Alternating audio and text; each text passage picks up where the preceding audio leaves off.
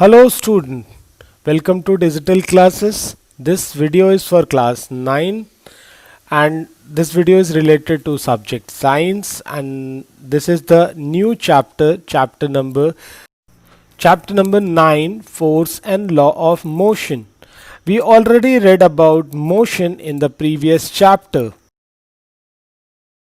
In this chapter I am going to tell you about the force and the law of motion.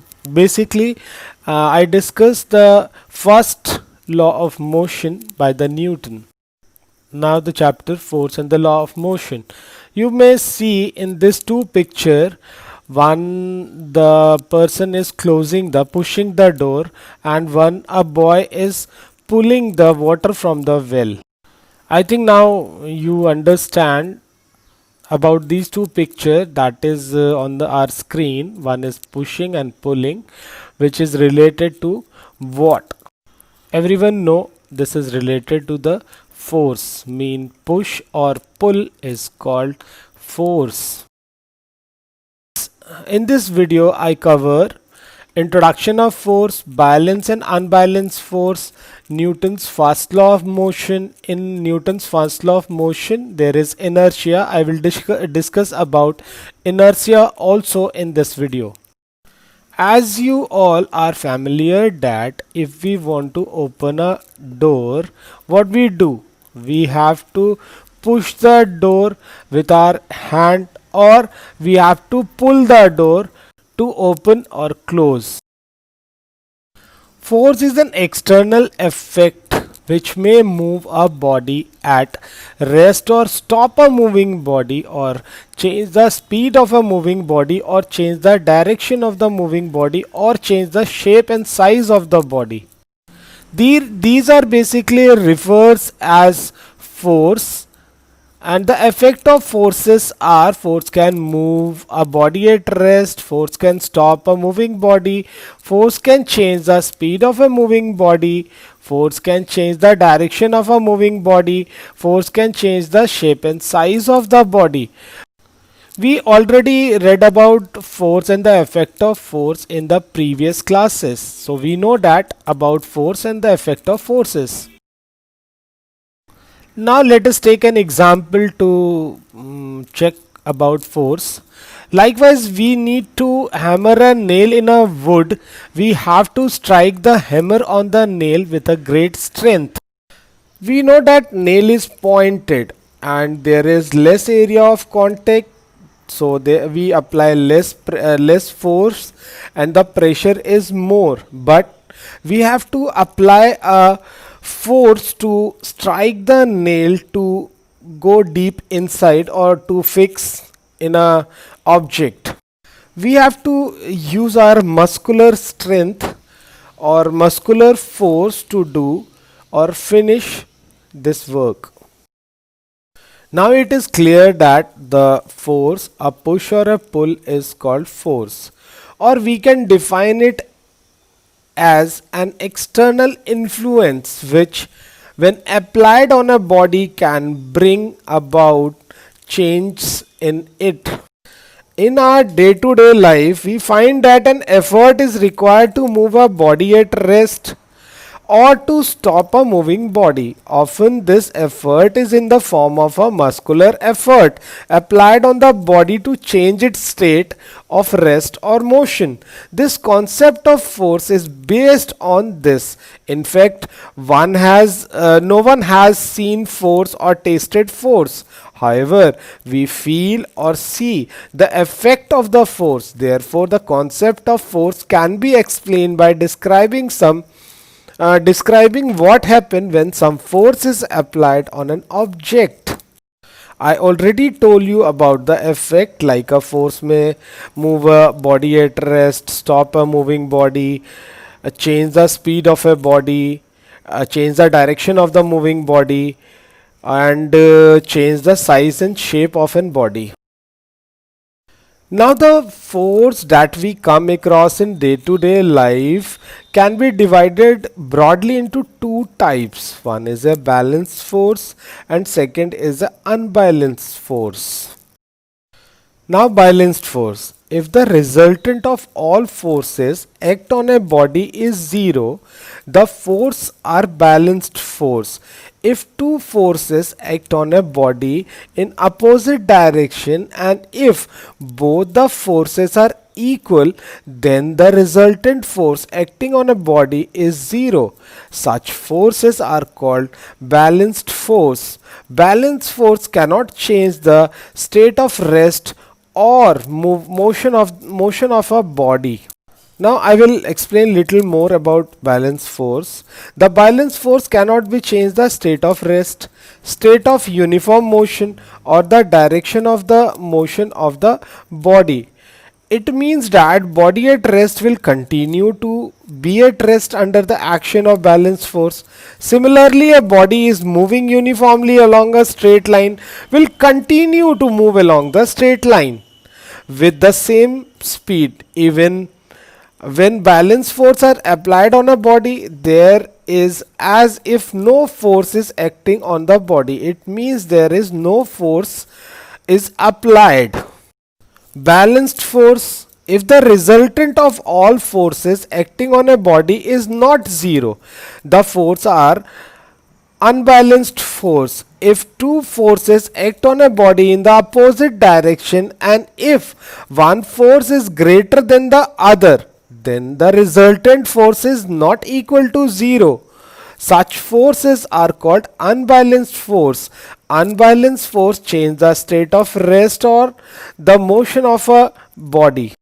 The unbalanced force can change the state of the rest or the state of uniform motion or the direction of the body.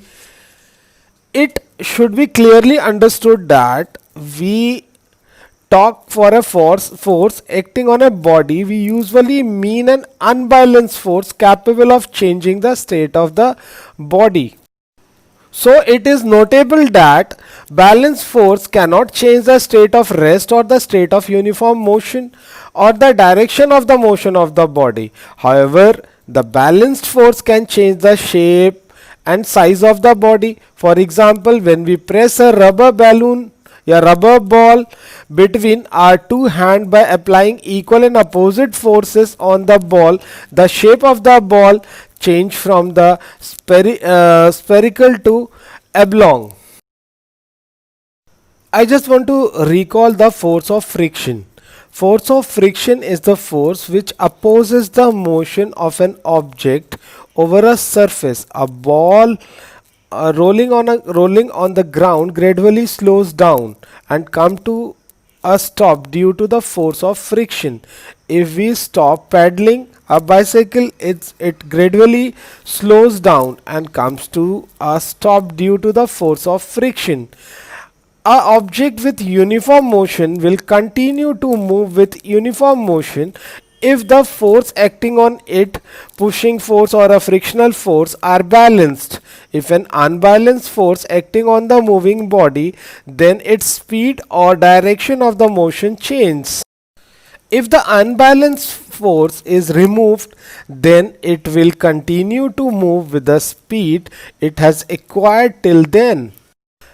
Now the force of friction is applied to a force in an opposite direction always. Now Galileo's experiment of motion of an object on an inclined plane, or Galileo's observation, when a marble rolls down in inclined plane, its velocity increase, and when it goes up to the second inclined plane, its velocity decrease. If the inclination of the both the planes are equal, then the marble will reach the same height which it moves distance to reach the original height. If the indication of the second plane is made horizontal, then the marble will travel forever trying to reach the same height, and unbalanced force is required to change the motion of the marble, but no force is needed to sustain the uniform motion of the marble. Now in other words, I will going to tell you about Galileo's observation. I want you all understand about this.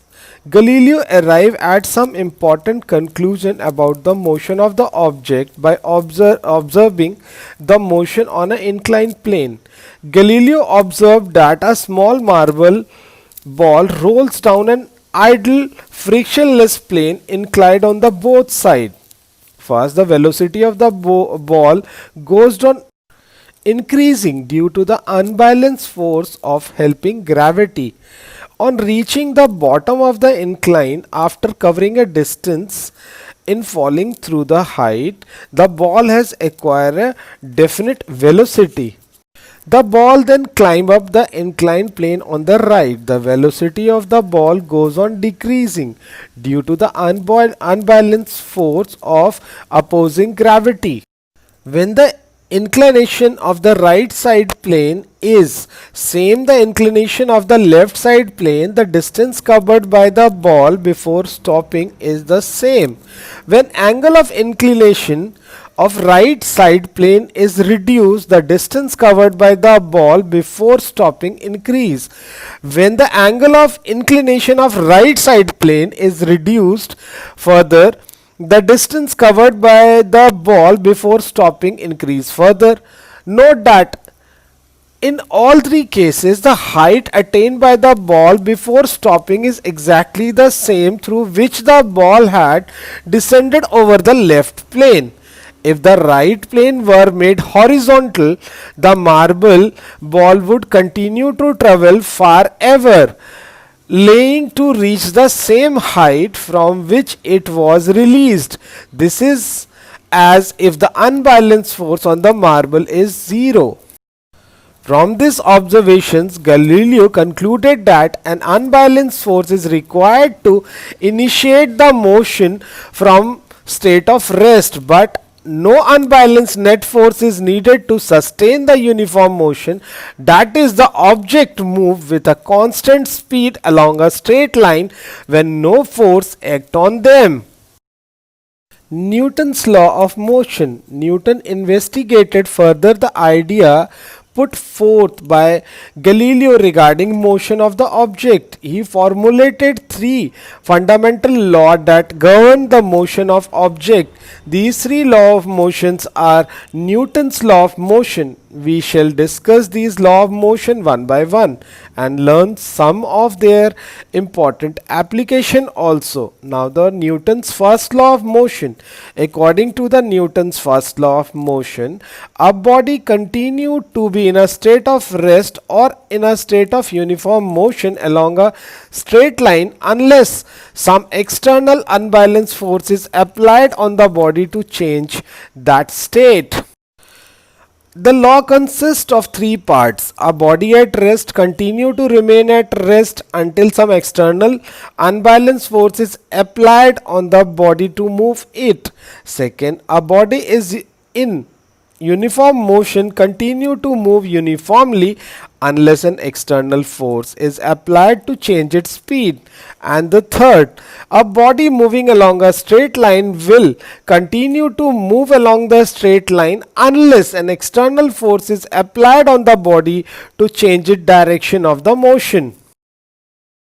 According to Newton's first law of motion, a body to be in a state of rest or a state of uniform motion along a straight line unless an external force is applied on the body to change the state.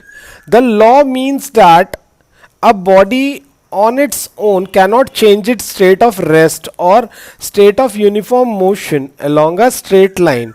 In other words, all objects resist a change in their state or the object opposes force that try to change their state. This property is called inertia. Inertia of a body is the inability of the body to change by itself its state of rest or the state of uniform motion along a straight line. Thus Newton's first law of motion defined inertia and is rightly called the law of inertia. Now let us understand about inertia by some examples. Now example of inertia. If a striker hits a pile of coin on the carom board, the lower coin moves out, and due to the inertia of rest, the other coins fall down. If the coin placed on a playing card above a tumbler is flicked with a finger due to the inertia of rest, the coin falls down into the tumbler. When we travel in a car and the driver applies the brake suddenly, we tends to fall forward due to the inertia of the motion. When we are standing in a bus and the bus begins to move suddenly, we tends to fall backward because our feet in contact with the floor move forward, but the upper part of the body continue to remain at rest due to the inertia of rest. Now see another example. If we need to ride a bicycle, we need to paddle. As it cannot move on its own, we have to apply force on the paddle to ride it. It is an inherent property that is present in all bodies from the time of their origin is a inertia. Please note, in order to move or change any property of the body, we need to overcome with this by inertia. It means the inertia is present in all body to resist their motion or change the state. Now this is a question for you. Is a property that resists the change in a body by itself inertia in an inherent property? You will answer during the class. Now the inertia and mass. A body at rest continue to be at rest and a body in motion continue to be in motion. This property of a body is called its inertia.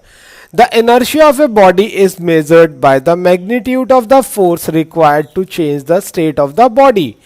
The force required to change the state of a heavier body is more than the force required to change the state of a lighter body. This is because the mass of the heavier body is more than the mass of the lighter body. So the mass of a body is measured of its inertia, means inertia is directly proportionate to mass. So we conclude that the mass of a body is measured of inertia of the body. If the mass is more, the inertia is more. If the mass is less, the inertia is less. It means the inertia is directly proportionate to mass. Now there are three types of inertia. Inertia of a body is of three types. First is inertia of rest, inertia of motion, and the third is inertia of direction. Inertia of rest. It is a inability of a body to change by itself its state to a state of rest. This means a body at rest remains at rest and cannot start moving on its own. Rather, a body at rest opposes the force which try to move it. Now the inertia of motion, this is the second. It is the inability of body to change by itself its state of motion. This means a body in motion remains in motion and cannot stop on its own. Rather, a body in motion opposes the force which try to stop it. Now the inertia of direction. It is the inability of a body to change by itself its direction of motion. That is, a body moving along a straight line will continue to move along the straight direction unless some external force compels to it to change the direction of the motion. Rather, a body opposes the force that try to change its direction of motion. Now I am giving few more examples to understand inertia. Have you noticed that a passenger in a bus fall forward when bus stops suddenly? When bus is moving, the bus and the passenger sitting in it are in motion, but when force is applied on the brakes, it stops due to inertia of the motion. The passenger remains in the state of motion, hence fall forward. Have you experienced that when carpet is beaten with stick, the dust separated out? Initially, the carpet and the dust are in the rest state, but when carpet is beaten with stick, it come in motion and move backward. But due to the inertia of rest, the dust particles remain in the state of rest, hence get separated from the carpet when beaten by the stick. And now there is one more important question in my mind, so I want to discuss with you. While leaves and fruits fall when branches of tree is shaken vigorously. Initially the branch of a tree and its leaves and fruit are in the state of rest. But when force is applied on the branch of the tree comes in motion. But due to the inertia of the rest, the leaves and the fruit remains in the state of rest, hence fall down. I hope everyone would understand whatever I taught in this video about the force, inertia, anything. And if there is a problem, please try to discuss within a class to solve your problem.